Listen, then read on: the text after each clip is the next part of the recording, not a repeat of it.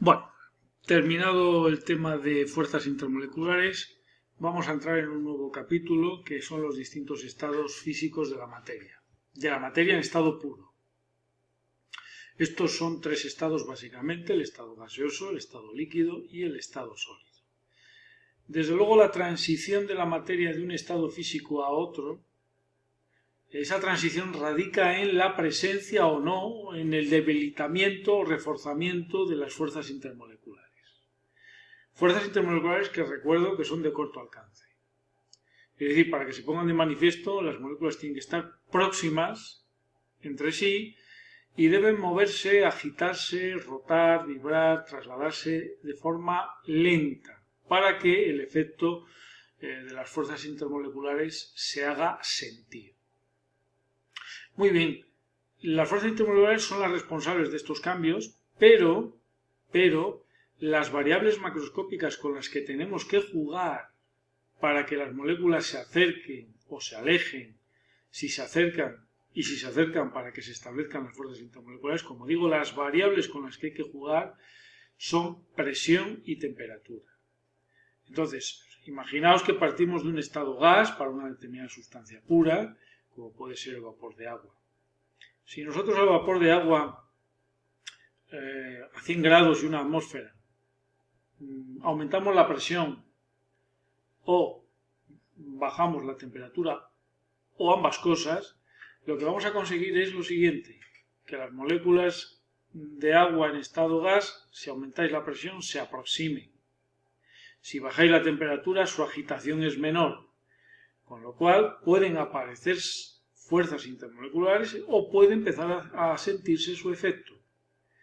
Hasta que llega un momento, si seguimos aumentando la presión y bajando la temperatura, que se produce una transición de fase, es decir, se produce un cambio de estado físico en el cual han aparecido las fuerzas intermoleculares de un determinado tipo con una determinada intensidad y lo que era un gas ahora tiene aspecto de agua líquida.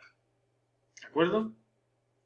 Si seguimos enfriando y aumentando la presión, aunque desde luego los líquidos son mucho menos sensibles a los cambios de presión que los gases, pero sobre todo si seguimos bajando la temperatura, llegará un momento que la rotación, vibración y traslación de las moléculas es cada vez menor, la velocidad del movimiento, la agitación es cada vez menor, hasta que llega un momento que las fuerzas intermoleculares llegan a ser lo suficientemente potentes como para que las moléculas queden fijas.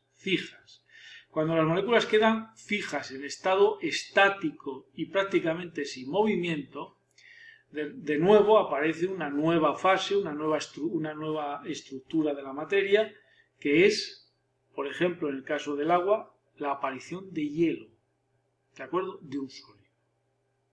Bien, entonces vamos a empezar por los gases. Los gases, desde luego, las sustancias, si aumentáis la temperatura y bajáis la presión, en principio, las sustancias puras, prácticamente todas las sustancias puras, pueden estar en estado gas. Dentro del estado gas, nosotros vamos a tratar sobre todo el caso de los gases ideales, cuyo tratamiento matemático es muy sencillo, porque simplemente tiene o se estudia con una sola ecuación y que además es una ecuación de carácter universal, es válida para cualquier tipo de gas, sea de la naturaleza que sea este gas.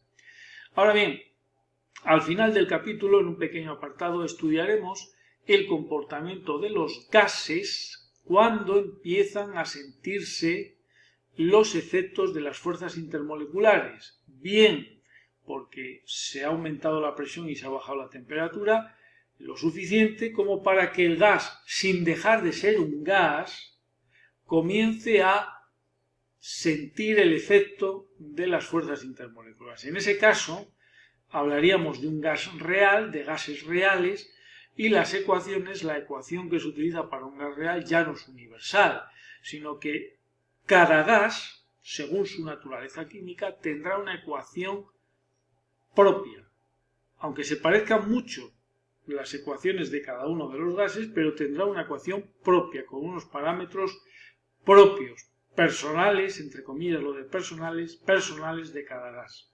¿De acuerdo? Bueno, para el caso de los gases, Desde luego, las propiedades, la magnitud más útil para medir, en principio, el comportamiento de un gas, pues es la presión. ¿De acuerdo? La presión es una magnitud macroscópica que se mide con un aparato macroscópico que es un manómetro. ¿De acuerdo? La presión, si os acordáis de física, es un escalar, es un número, no es un vector, es un número que se define como el cociente de dos vectores.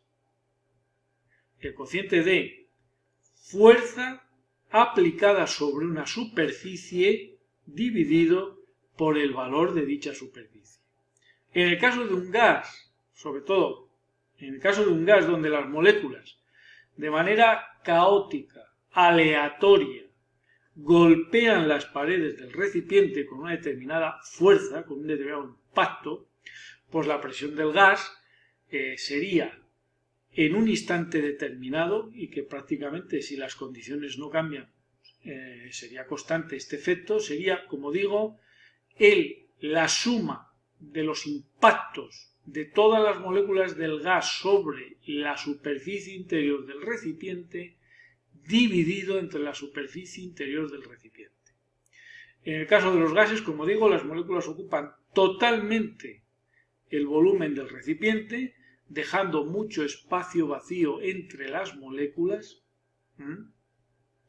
Y estas moléculas o átomos o estas partículas del gas se mueven de forma aleatoria, caótica, chocando con las paredes del recipiente. Y en el caso de que sea un gas ideal, es raro que choquen entre sí las moléculas. Es muy raro porque en los gases ideales, la definición de gas ideal es que las moléculas están tan alejadas unas de otras, hay tanto espacio vacío entre ellas que su tamaño y su forma se puede considerar despreciables. Es decir, unas moléculas ven a otras prácticamente como si fuesen puntos matemáticos sin dimensiones. ¿De acuerdo? Y otra cosa, si las moléculas se mueven de manera caótica y aleatoria sin ningún tipo de restricciones, estamos ante un gas ideal, donde, por definición, las fuerzas intermoleculares son nulas, no existen, no se han puesto de manifiesto. ¿De acuerdo? Bueno.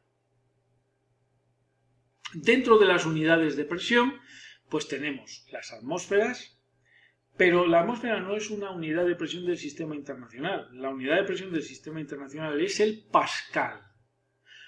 ¿Qué relación hay entre una atmósfera y el pascal? Una atmósfera son 101.325 pascales.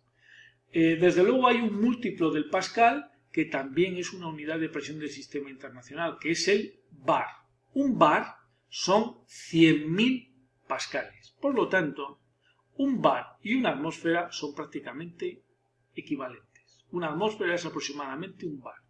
Otra unidad de presión utilizando los gases muy conocida es la de una atmósfera es equivalente a 760 milímetros de mercurio. Los milímetros de mercurio. Una atmósfera son 760 milímetros de mercurio porque la presión de una atmósfera es capaz de equilibrar el peso de una columna de mercurio. La presión que ejerce sobre un recipiente con mercurio líquido, la presión que ejerce una columna de mercurio de 760 milímetros está perfectamente equilibrada con la presión atmosférica.